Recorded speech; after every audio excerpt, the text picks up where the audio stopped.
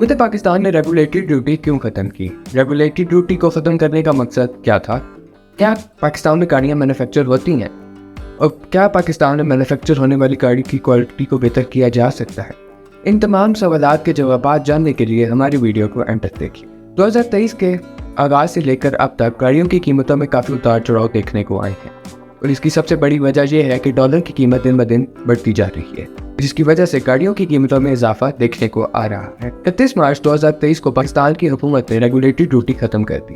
Additional taxes जो imported गाड़ी पर देने पड़ते थे, अब वो आवाम को नहीं देने पड़ेंगे। पाकिस्तानी आवाम को ये महसूस हुआ था कि शायद रेगुलेटरी ड्यूटी के खत्म होने के बाद गाड़ियाँ सस्ती हो जाएंगी, मगर ऐसा हर किस मुमकिन न हो सका। इसकी वजह क्या है? इसके लिए हमने कार इंपोर्टर से बात की। उनसे बात करने पर हमें ये मालूम हुआ कि हुकूमत ने रेगुलेटरी ड्यूटी तो खत्म कर दी है, लेकिन डॉलर का प्रेशर इतना ज़्यादा है कि गाड़ियों की कीमतें कम नहीं हो पा रही।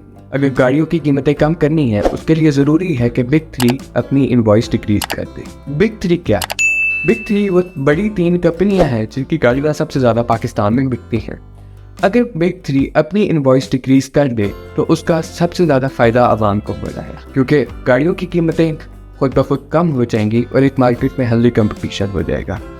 उसके अलावा अगर बात की जाए मैन्युफैक्चरिंग की, तो 75% गाड़ियाँ पाकिस्तान में मैन्युफैक्चर होती हैं। 25% गाड़ियाँ जिनमें टेक्नोलॉजी इंजन होता है, उनका इंजन बाहर से इंपोर्ट किया जाता है, यानी कि डॉलर फिर पाकिस्तान से बाहर चला जाता है। पाकिस्तान को दुनिया का एक्सपोर्टर बनना पड़ेगा, यानी कि दुनिया को गाड़ी पहुँचानी होगी।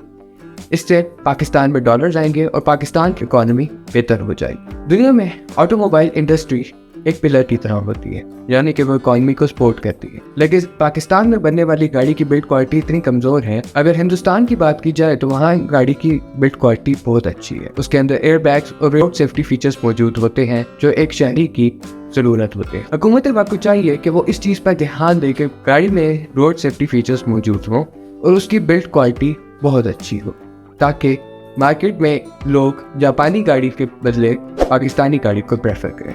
जापानी गाड़ी की कीमत की कमी की बात की जाए तो जापानी गाड़ी की कीमत एक सूरत में ही कम हो सकती है, और वो ये है कि हुकूमत वक्त गाड़ी की एज लिमिट बढ़ा दे, यानी कि जिस गाड़ी की एज लिमिट 3 साल है उसको बढ़ाकर 7 साल कर दे, और जिस गाड़ी की एज लिमिट 5 साल है उसको बढ़ाकर 7 साल कर दे।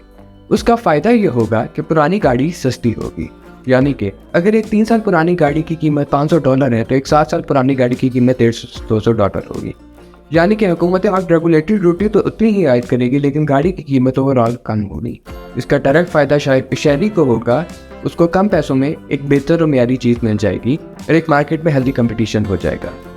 जापानी गाड़ी और पाकिस्तानी गाड़ी का जब मुकाबला होगा तो फिर देखा जाएगा कि कौन सी गाड़ी की बिल्ड क्वालिटी बेहतर है, और फिर लोग प्रेफर करेंगे कि कौन सी गाड़ी लेनी चाहिए और कौन सी गाड़ी छोड़नी चाहिए। अगर आपको हमारी वीडियो पसंद आई है तो हमारी वीडियो को लाइक करें, शेयर करें और चैनल को सब्सक्राइब करें। शुक्रिया।